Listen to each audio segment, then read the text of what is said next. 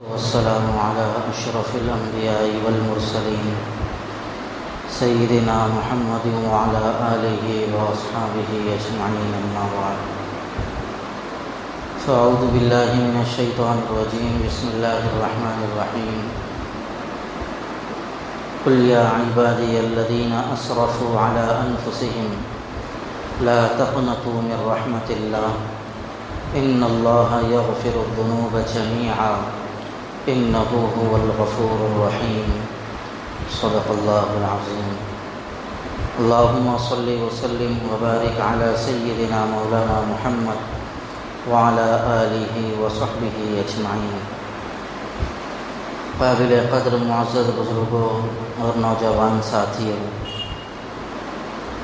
اللہ تبارک و تعالی اپنے بندوں کی مغفرت اور اپنے بندوں پر رحمت کرنے کے بہانے تلاش کرتا ہے اور موقع سے اپنے بندوں کی مغفرت اور اپنے بندوں کو اپنے سے قریب فرماتا ہے۔ انہی مواقع میں ایک موقع شب برات کا ہے۔ شب برات یہ ایک عظیم الشان رات ہے، اللہ تبارک و تعالیٰ کو منانے کی رات ہے، مغفرت کی رات ہے، درجات بلند کرانے کی رات ہے، اللہ تبارک و تعالیٰ کے قریب ہونے کی رات ہے، دعا والی رات ہے، مغفرت والی رات ہے، بخشش والی رات ہے، عطا والی رات ہے، اللہ کی ذات سے لینے والی رات ہے۔ بہت ہی زیادہ عظیم الشان اس رات کے فوائد اور فضائل احادیث کی کتابوں میں بھی ذکر کیے گئے۔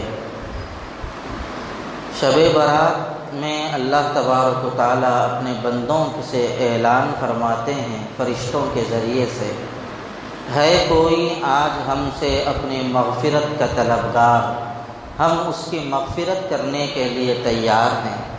ہے کوئی ہم سے روزی میں اضافہ چاہنے والا، ہم اس کی روزی میں اضافہ کرنے کے لیے تیار ہیں۔ ہے کوئی ہم سے اپنے مسائل کا حل کرنے والا، ہم اس کے مسئلوں کو حل کرنے کے لیے تیار ہیں۔ اللہ تبارک و تعالیٰ فرشتوں کے ذریعے سے یہ اعلان فرماتے ہیں اور خود اللہ تبارک و تعالیٰ پہلے آسمان پر اپنی توجہ خاص نازل فرماتے ہیں اور صبح صادق تک اللہ تبارک و تعالیٰ کی یہ توجہ اپنے بندوں کے ساتھ وابستہ رہتی ہے۔ لہذا شب برات میں یعنی برات کی رات میں اللہ کو خوب منانے کا اہتمام کرنا چاہیے، دعاؤں کا اہتمام کرنا چاہیے اور جہاں تک ممکن ہو سکے سنت اور شریعت کو لازم پکڑتے رہنا چاہیے۔ شب برات میں ایک مرتبہ اللہ کے رسول صلی اللہ علیہ وسلم حضرت عائشہ صدیقہ رضی اللہ تعالی عنہا کے بازو آرام فرما رہے تھے۔ اچانک رسول اللہ صلی اللہ علیہ وسلم بیدار ہوئے اور حضور صلی اللہ علیہ وسلم بقیع کے قبرستان میں تشریف لے گئے اور وہاں جا کر اللہ کے رسول صلی اللہ علیہ وسلم نے ہاتھ اٹھا کر دعا فرمائی اور اس کے بعد اللہ کے رسول صلی اللہ علیہ وسلم واپس آئے۔ اسی دوران حضرت عائشہ رضی اللہ تعالی عنہا نے سرکار کو نکلتے ہوئے دیکھا تو حضرت عائشہ رضی اللہ تعالی عنہا بھی حضور کے پیچھے پیچھے آہستہ آہستہ چلتی رہی اور سرکار بقیع کے قبرستان میں گئے تو حضرت عائشہ باہر انتظار کرتی رہیں اور جب حضور واپس آنے لگے تو سرکار سے پہلے حضرت عائشہ اپنے گھر میں آ گئی۔ تو واپس آنے کے بعد سرکار عالم صلی اللہ علیہ وسلم نے حضرت عائشہ سے فرمایا، عائشہ کیا تم یہ سمجھتی تھی کہ اللہ اور اس کا رسول تمہارے بارے میں ناانصافی کرے گا یا تمہارے حق میں خیانت کرے گا؟ نہیں، آج شعبان کی 15ویں رات ہے۔ اللہ تبارک و تعالیٰ آج بنو کلب کے قبیلے کے بکریوں کے بالوں کے برابر لوگوں کی مغفرت فرماتے ہیں اور اللہ تبارک و تعالیٰ اپنی توجہ خاص اپنے بندوں کے اوپر نازل فرماتے ہیں۔ یہاں رک کر ایک دو تین مسئلے آپ ذہن میں رکھیں۔ پہلی بات تو یہ ہے، سرکار دو عالم صلی اللہ علیہ وسلم رات میں قبرستان تشریف لے گئے۔ یہاں سے پتہ چلتا ہے کہ آدمی جب چاہے قبرستان جا سکتا ہے، رات میں، دن میں، کسی بھی وقت قبرستان جا سکتے ہیں، کوئی حرج نہیں ہے۔ دوسرا یہ ہے کہ قبرستان میں ہاتھ اٹھا کر دعا مانگنا بھی جائز ہے، لیکن اگر کسی غیر مسلم کو یہ شبہ ہو کہ یہ مسلمان بھی قبروں سے دعا مانگ رہے ہیں، اگر ایسا شبہ ہونے کا امکان ہے تو وہاں پر ہاتھ نہیں اٹھانا چاہیے، ہاتھ اٹھائے بغیر بھی دعا کی جا سکتی ہے۔ اب مسلمانوں میں دو طبقے ہیں، ایک طبقہ وہ ہے جو بالکل ہاتھ اٹھانا جائز ہی نہیں سمجھتا، اور ایک طبقہ وہ ہے جو باضابطہ قبرستان میں ہاتھ اٹھا کر دعا مانگنے کو ضروری سمجھتا ہے۔ تو یہاں پر یہ مسئلہ ذہن میں رکھنے کی ضرورت ہے، نہ ہاتھ اٹھانا فرض ہے، نہ ہاتھ نہ اٹھانا ضروری ہے، بلکہ جیسا موقع ہو ویسی دعا کر لینا چاہیے۔ اللہ تعالیٰ ہاتھ اٹھانے کا محتاج نہیں ہے، اللہ تعالیٰ تو دلوں کی باتوں کو جانتا ہے، بلکہ اللہ ہمارا تو ایسا قادر مطلق ہے، ہمارے اپنے دل میں آنے والے خیالات ہمارے دل میں آئیں اور ہم اس کو پہچانیں، اس سے پہلے ہمارا رب اس کو پہچان لیتا ہے۔ تو اس لیے ہاتھ اٹھانے نہ اٹھانے پر لڑائی جھگڑا نہیں کرنا چاہیے۔ اسی طریقے سے حضرت عائشہ رضی اللہ تعالی عنہا حضور کے پیچھے آئیں اور آ کر حضور صلی اللہ علیہ وسلم کہاں جا رہے تھے، حضرت عائشہ رضی اللہ تعالی عنہا نے وہ دیکھا۔ تو یہاں پر یہ مسئلہ بھی ذہن میں رکھ لینا چاہیے، بعض چیزیں عورتوں کی خصوصیات میں سے ہوتی ہیں، یعنی حضرت عائشہ نے سرکار کے پیچھے آدھی رات میں چونکہ سرکار نکلے تھے گھر کے باہر، تو کہاں جا رہے ہیں اس کی تلاش کے لیے حضرت عائشہ سرکار کے پیچھے آ گئی۔ تو بعض چیزیں عورتوں کی فطرت ہوتی ہیں کہ میرا شوہر کہاں جا رہا ہے، مجھے چھوڑ کر کہیں اور تو نہیں جا رہا، یہ عورتوں کی فطرت ہے، اس پر غصہ نہیں ہونا چاہیے، اس پر جذبات میں نہیں آنا چاہیے۔ عورتوں کی بعض چیزوں کو نہ چاہتے ہوئے بھی برداشت کر لینا چاہیے۔ عورتیں اللہ کے رسول صلی اللہ علیہ وسلم کو نہیں چھوڑی ہیں، تو ہمارے ساتھ تو ایسے معاملات اکثر ہوتے رہتے ہیں۔ اس لیے اگر عورت اس طرح کی اس بارے میں سوالات کرتی ہے اپنی بیوی، تو ایسی صورت میں اس پر غصہ نہیں ہونا چاہیے۔ جس طرح اللہ کے رسول صلی اللہ علیہ وسلم نے محبت سے سمجھا دیا ہے، ہمیں بھی اس طرح محبت سے مسئلے کو حل کر لینا چاہیے۔ حضور اکرم صلی اللہ علیہ وسلم نے آج کی رات میں قبرستان جا کر مرحومین کے لیے دعائے مغفرت کی ہے۔ تو سرکار دو عالم صلی اللہ علیہ وسلم نے زندگی میں ایک مرتبہ قبرستان جانے کا سرکار سے عمل ثابت ہے، اس کے بعد بھی اللہ کے رسول صلی اللہ علیہ وسلم کی زندگی میں کئی مرتبہ شب برات آئی، لیکن اللہ کے رسول صلی اللہ علیہ وسلم قبرستان تشریف نہیں لے گئے۔ تو یہاں سے پتہ یہ چلتا ہے کہ صرف اتباع سنت کے لیے پوری زندگی میں ایک مرتبہ قبرستان چلے جانا چاہیے۔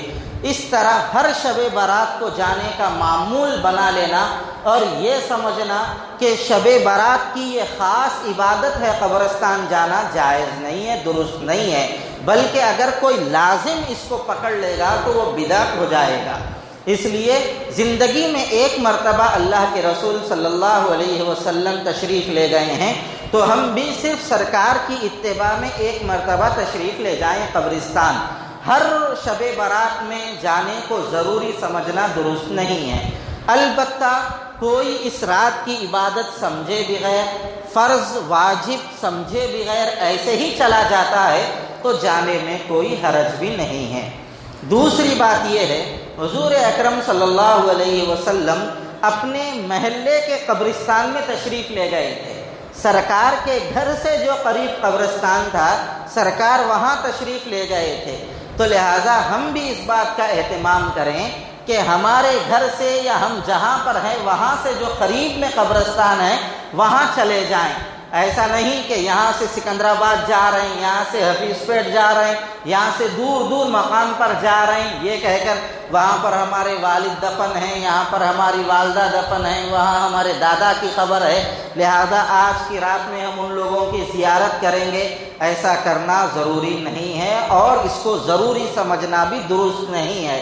اس لیے جو قریب میں محلے کا قبرستان ہے، ایک مرتبہ اس کے پاس چلے جائیں تاکہ سرکار دو عالم صلی اللہ علیہ وسلم کی اتباع ہو جائے۔ شب برات کے رات میں کوئی خاص عبادت نہیں ہے۔ اس رات کے اندر آدمی جتنا اللہ کا ذکر کرنا چاہے کر لے، جتنی عبادتیں کرنا چاہے کر لے، اور جتنا اللہ کو منانا چاہے منا لے۔ اس رات کے اندر خصوصیت کے ساتھ کوئی عبادت یہ سمجھ کر کرنا کہ یہ شب برات کی عبادت ہے، درست نہیں ہے۔ جیسے بعض لوگوں کا خیال ہوتا ہے کہ 2 رکعت نماز جو ہے نا، پہلی رکعت میں یہ سورہ اتنی مرتبہ، اس کے بعد یہ سورہ اتنی مرتبہ، دوسری رکعت میں سورہ فاتحہ اتنی مرتبہ، پھر اس کے بعد قل اللہ احد کا سورہ اتنی مرتبہ پڑھنا چاہیے۔ ایسا کوئی عمل ثابت نہیں ہے۔ جہاں تک ممکن ہو سکے اس رات کے اندر آپ جو ہے نا صلاۃ التسبیح پڑھیے، قضائے عمری پڑھ لیجئے، جو آپ نوافل پڑھ سکتے ہیں پڑھیے، لیکن اجتماعی طور پر نہیں، انفرادی طور پر۔ اور بہتر یہ ہے اپنے گھروں میں عبادت کریں۔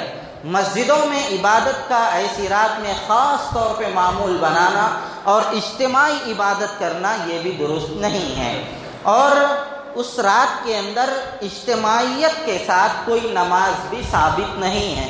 جیسے ہماری بعض مسجدوں میں ادا کی جاتی ہے، صلاۃ التسبیح جماعت کے ساتھ پڑھا دی جاتی ہے، اس رات کے اندر تہجد کی نماز جماعت کے ساتھ پڑھائی جاتی ہے۔ ان چیزوں سے احتیاط بہتر ہے۔ وجہ اس کی یہ ہے کہ عبادتیں 2 طرح کی ہیں، ایک ہے عام عبادت اور ایک ہے خاص عبادت۔ عام عبادت جیسے 5 وقت کی نمازیں ہیں، تو یہ فرض نمازیں عام عبادت ہیں۔ رمضان کی تراویح ہے، یہ عام عبادت ہے، اس کو جماعت کے ساتھ پڑھنا اللہ کو بہت محبوب ہے، اللہ کو بہت زیادہ پسندیدہ عمل ہے۔ جتنا جماعت کے ساتھ ہم فرض نماز پڑھیں گے اور تراویح جماعت کے ساتھ پڑھیں گے، ثواب میں اضافہ ہوگا۔ اور جو نوافل ہیں، صلاۃ التسبیح ہے، تہجد ہے، اس کو انفرادی طور پر پڑھنا چاہیے۔ جتنا تنہائی میں یہ عبادت ہم کریں گے اتنا زیادہ اللہ کو یہ پسند ہے۔ لہذا انفرادی عمل کو اجتماعی نہ بنائیں اور اجتماعی عمل کو انفرادی نہ کریں۔ جو عمل کی جو حیثیت ہے اس کو اسی حیثیت پر ہم باقی رکھیں، یہ چیز بہت مناسب ہے۔ اسی طریقے سے شب برات کی جو رات ہے اس میں بہت سارے لوگ خرافات اور بدعات کر لیتے ہیں، اس سے بھی بچنا چاہیے۔ بعض لوگ تو شب برات کی فضیلت ہی کو نہیں مانتے اور کہتے ہیں کہ شب برات کی کوئی فضیلت نہیں ہے، یہ بات غلط ہے۔ کئی بڑے بڑے صحابہ کرام نے شب برات کے بارے میں فضیلت والی روایت کو ذکر کیا ہے۔ حضرت ابو بکر رضی اللہ تعالیٰ عنہ، حضرت علی رضی اللہ تعالیٰ عنہ، حضرت ابو ہریرہ رضی اللہ تعالیٰ عنہ، حضرت عبداللہ ابن عمرو ابن العاص رضی اللہ تعالیٰ عنہ، اور کئی بڑے بڑے صحابہ کرام رضوان اللہ علیہ مجمعین نے شب برات کی روایت کو ذکر کیا ہے۔ خود علماء اہل حدیث کے ایک بڑے عالم حضرت عبداللہ مبارک پوری رحمۃ اللہ علیہ نے بھی لکھا ہے کہ شب برات کے بارے میں اتنی زیادہ روایتیں آئی ہیں جس کو دیکھ کر یہ اندازہ ہوتا ہے کہ کوئی نہ کوئی خصوصیت ہے اس رات کے اندر، جس رات کا انکار نہیں کیا جا سکتا، جن کی فضیلتوں کا انکار نہیں کیا جا سکتا۔ لہذا شب برات کا انکار نہیں کرنا چاہیے۔ بعض لوگ یہ کہہ کر انکار کر دیتے ہیں کہ شب برات کے بارے میں جتنی روایتیں آئی ہیں پوری احادیث ضعیف ہیں۔ یاد رکھیے، ضعیف احادیث کا انکار ہم نہیں کر سکتے، ضعیف حدیث پر بھی عمل کیا جا سکتا ہے۔ حدیث ضعیف نہیں ہوتی، اللہ کے رسول کا فرمان ضعیف نہیں ہوتا۔ جو روایت ضعیف ہوتی ہے وہ روایت ضعیف اس طرح ہوتی ہے کہ روایت کرنے والے کے اندر کوئی کمزوری ہوتی ہے جس کی وجہ سے اس کی روایت کو ضعیف قرار دیا جاتا ہے۔ جیسے ایک شخص نے ایک روایت کو ذکر کیا، اب وہ حدیث کو بیان کر رہا ہے لیکن راستے میں کھاتے ہوئے جا رہا ہے، راستے میں ٹھہر کر کھا رہا ہے، کہیں پر ٹھہر کر اس نے پانی پی لیا، راستے میں پیشاب کر لیا، یعنی سنت کی خلاف ورزی اس نے کر لی، تو علماء حدیث اس کی روایت کو لینے کے سلسلے میں ذرا کتراتے ہیں۔ وجہ اس کی یہ ہے کہ یہ کھانے پینے میں احتیاط نہیں کرتا تو اللہ کے رسول کی احادیث بیان کرنے میں کتنا غیر محتاط ہوگا، اس لیے اس کی روایت کو ضعیف قرار دیا جاتا ہے، ورنہ اللہ کے رسول کی حدیث ضعیف نہیں ہے، بیان کرنے والے کے اندر کوئی ایسی کمزوری آ جاتی ہے جس کی وجہ سے روایت کو ضعیف قرار دیا جاتا ہے۔ تو ضعیف روایت ایک ہے، اور اس طرح کی اور بھی کئی روایتیں آ جائیں تو اب وہ روایت ضعیف باقی نہیں رہتی، اب وہ روایت حسن لغیرہ ہو جاتی ہے، اب وہ روایت حسن لغیرہ ہو جاتی ہے، اب اس روایت کو عمل میں لایا جا سکتا ہے اور اس کے اوپر عمل کیا جا سکتا ہے۔ پھر کون سی روایت پر عمل نہیں کیا جا سکتا؟ جس روایت کے بارے میں یہ بات معلوم ہو جائے کہ یہ روایت گھڑی ہوئی ہے، موضوع حدیث ہے، جیسے مسلمانوں میں مشہور ہے کدو کھاؤ جنت میں جاؤ، مومن کا جھوٹا شفا ہے، اس کو حدیث سمجھتے ہیں بہت سارے لوگ، حالانکہ یہ حدیث نہیں ہے، اس کو حدیث نہیں سمجھا جا سکتا۔ تو جو روایتیں گھڑی ہوئی ہیں اس پر عمل نہیں کیا جائے گا، جو روایت ضعیف ہے اعمال کی فضیلت کے اعتبار سے ان روایات پر عمل کیا جا سکتا ہے۔ تو اس طرح شب برات کے بارے میں جتنی روایتیں آئی ہیں اگرچہ وہ ضعیف ہیں لیکن اس پر عمل ہو سکتا ہے، لہذا شب برات کا انکار نہیں کرنا چاہیے، اس کی فضیلت کا بھی انکار نہیں کرنا چاہیے۔ شب برات کی رات میں بہت ساری خرافات مسلمانوں میں ہو جاتی ہیں۔ اصل میں بعض لوگ ہوتا یہ ہے کہ کسی عمل کے اندر ایک غلط چیز شامل ہو جاتی ہے تو لوگ سرے سے اس عمل کا انکار کر دیتے ہیں۔ ایک مثال کے طور پر آپ سمجھیے، درگاہوں پر جانا یہ ثابت ہے، اللہ کے رسول صلی اللہ علیہ وسلم نے فرمایا تم قبروں کی زیارت کرو، اس کے ذریعے سے تمہیں آخرت تازہ ہوتی رہے گی۔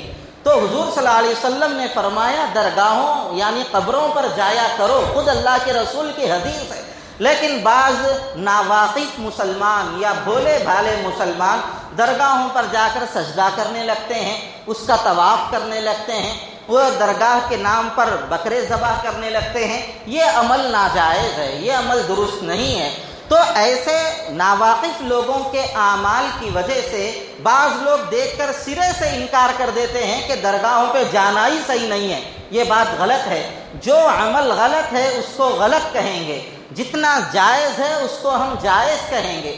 ایسے ہی شب برات میں عبادت کرنا جائز ہے، شب برات میں دعا مانگنے کی فضیلتیں ہیں، شب برات کی اپنی جگہ فضیلت ہے، لیکن اس رات کے اندر حلوہ بنانا، مردوں کی عید کرنا، بڑوں کی عید کرنا، بڑوں کے نام پر اونٹ ڈالنا اور اس رات کے اندر جشن منانا یا اس رات کے اندر کوئی ایسی خرافات کرنا جو اللہ کے نبی صلی اللہ علیہ وسلم سے ثابت نہیں، ایسی چیزوں کو نہیں کرنا چاہیے، ان سے بچنا چاہیے، ورنہ اس رات کی فضیلت اپنی جگہ ہے۔ اسی طریقے سے شب برات کے دن دوسرے دن روزہ رکھنا، شب برات کے دوسرے دن روزہ رکھنا، بعض لوگ شب برات جس رات میں ہوتی ہے اس رات میں بھی روزہ رکھتے ہیں، اس کے دوسرے دن بھی روزہ رکھتے ہیں۔ یاد رکھیے صرف محرم کے اندر 2 روزے ہیں، محرم کے علاوہ جتنے روزے ہیں وہ نفل روزے ہیں، آپ جتنے چاہے اس کے اندر رکھ سکتے ہیں، 2 روزے ضروری نہیں ہیں۔ شب برات کے دوسرے دن کا جو روزہ ہے وہ بھی روایتوں سے ثابت ہے، وہ روزہ رکھنا بھی فضیلت کے اعتبار سے بڑی اہمیت رکھتا ہے، لیکن چونکہ اختلاف ہے اس روزے کے رکھنے میں بھی، بعض لوگ ضعیف روایت سے ثابت اس کو کرتے ہیں اور بعض لوگ کہتے ہیں کہ یہ روزہ رکھنا درست نہیں ہے۔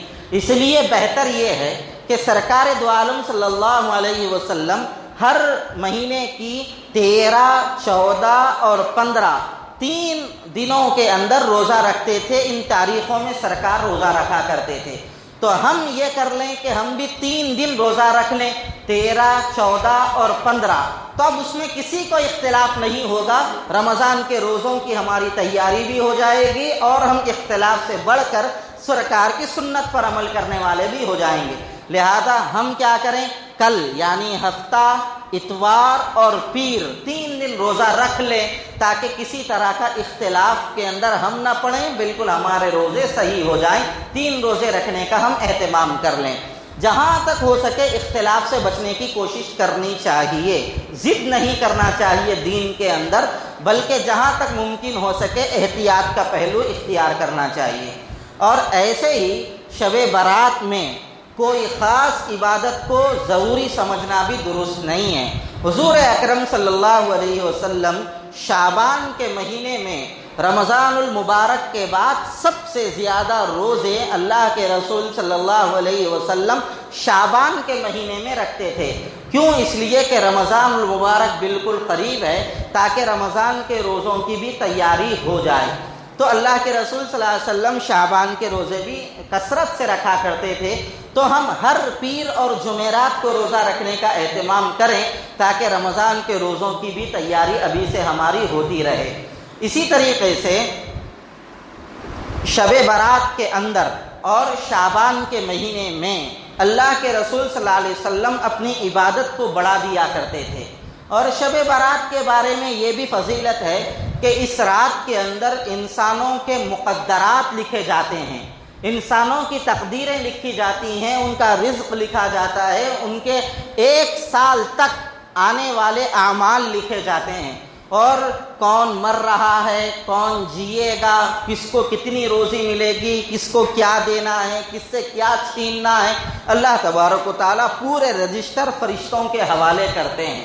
تو اس لیے علماء یہ فرماتے ہیں جب ہمارے اعمال لکھے جا رہے ہوں اور فرشتوں کے حوالے کیے جا رہے ہوں، ایسے وقت میں بہتر یہ ہے کہ ہم اللہ کے حضور میں سجدہ ریز رہیں اور اللہ کی عبادت کرتے رہیں، تاکہ اللہ تبارک و تعالیٰ کو ہمارے اوپر ترس آ جائے اور اللہ ہماری روزی میں اضافے کے فیصلے کر دے، اللہ ہماری مغفرت کے فیصلے کر دے، بیماروں کے شفا کے فیصلے کر دے، پریشان حالوں کی پریشانیوں کو دور کرنے کے اللہ فیصلے کر دے۔ اس لیے یہ رات غفلت میں نہیں گزارنا چاہیے، یہ رات عبادت کے اندر گزارنا چاہیے۔ اور حیدرآباد کے اندر تو کوئی رات جاگنے کی رات نہیں رہی، ہر رات جاگنے کی رات بن چکی ہے۔ اب جگنے کی رات کی کوئی الگ سے خصوصیت نہیں رہی، ہر روز لوگ 2 بجے تک، 4 بجے تک، 5 بجے تک جاگ رہے ہیں، لہذا جاگنے کی رات کا اب نظام ہی ختم ہو چکا ہے۔ اب یہ رات عبادت کی رات ہے، اس رات کے اندر اللہ کو منانے لینا چاہیے۔ دیکھیے اللہ تعالیٰ نے ایک موقع ہمیں دیا ہے اپنے رب کو منانے کا، یہ اللہ تبارک و تعالیٰ نے ہمیں مہلت دے رکھی ہے۔ کیا پتہ آئندہ سال لیلۃ البرات ہمیں ملے یا نہ ملے، اس سے پہلے ہی ہم اپنی قبروں میں چلے جائیں، اور ہم اپنے گھروں کو بنا رہے ہیں اور ہماری قبر کے فیصلے ہو جائیں۔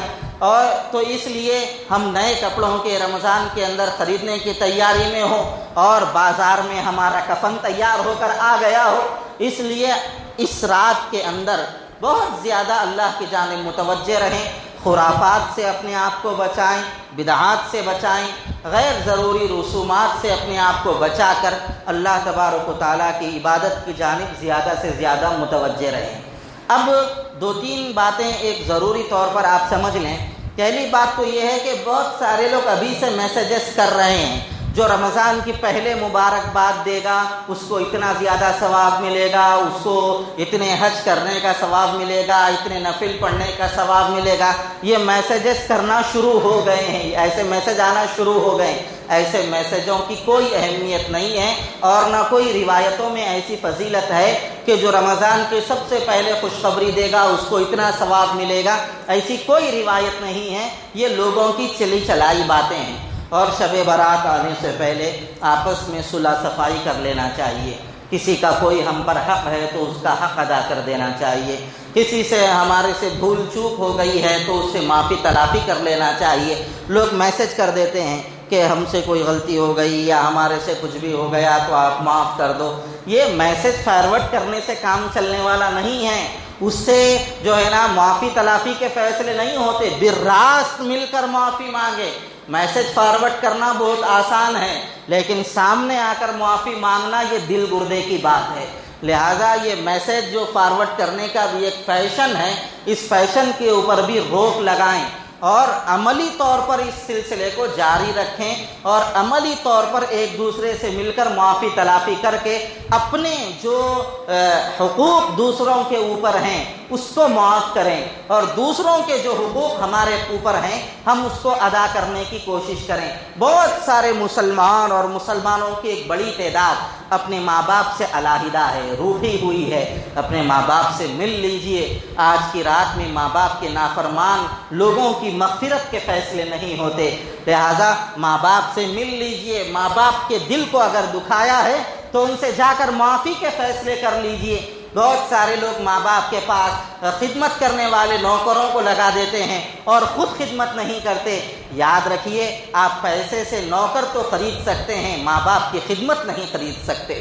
آپ ماں باپ کی خود خدمت کیجئے۔ اگر وہ زندہ ہیں تو ان کو اچھائی کی نظر سے دیکھیے۔ دنیا کے اندر صرف دو چیزیں ایسی ہیں جن کا دیکھنا بھی عبادت ہے۔ ان دو چیزوں کے علاوہ کوئی تیسری چیز ایسی نہیں ہے جس کو دیکھنا عبادت قرار دیا گیا ہو حدیث کے اندر۔ ایک ماں باپ ہے۔ ماں باپ کو جتنی مرتبہ آپ محبت کی نظر سے دیکھیں گے، ایک مقبول حج کا اللہ تبارک و تعالیٰ ثواب عطا کریں گے۔ مقبول حج، ایسا حج جو قبول ہو چکا اللہ کی بارگاہ میں، اتنا زیادہ اللہ تبارک و تعالیٰ اجر و ثواب دیں گے۔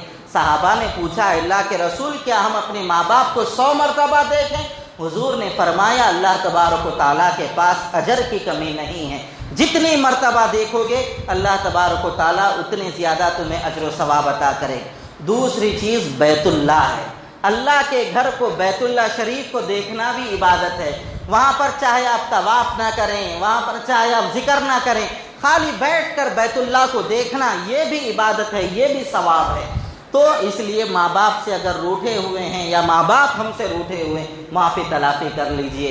رشتہ داریوں کو توڑ رکھا ہے تو رشتہ داروں کو جوڑ لیجئے۔ آپس میں کسی کے متعلق ہمارے دل میں کینہ ہے، بغض ہے، اس کو صاف کر لیجئے۔ حدیث میں ہے کہ شب برات کے اندر اللہ تبارک و تعالیٰ سب مسلمانوں کی مغفرت کرتا ہے، لیکن جس کے دل میں کینہ ہوتا ہے، کپٹ ہوتا ہے، اس کی مغفرت نہیں کی جاتی۔ اپنے دلوں کو صاف کر لیجئے۔ ماں باپ کے نافرمان کی مغفرت نہیں ہوتی، ماں باپ کی خدمت کے ارادہ کر لیجئے۔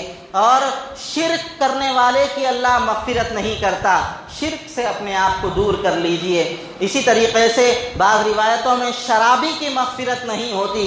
اگر کوئی شراب پیتا ہے تو شراب سے توبہ کر لے۔ جواڑی کی مغفرت نہیں ہوتی۔ اگر کوئی جوا کھیلنے کی عادتوں کے اندر ملوث ہے تو ایسی صورت کے اندر وہ بھی توبہ کر لے۔ سود کھانے والے کی مغفرت نہیں ہوتی۔ اگر کوئی سود کے لین دین کا معاملہ کرتا ہے تو وہ بھی توبہ کر لے۔ اللہ سود خور کی اس رات کے اندر مغفرت نہیں کرتا۔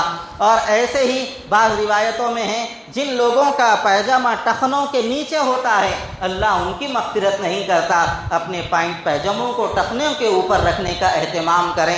تو بہرحال شب برات آ رہی ہے، آنے سے پہلے ان چیزوں کا اہتمام کرنے کی کوشش کریں۔ اللہ تبارک و تعالی ہم سب کو صحیح علم و عمل کی اپنے کرم سے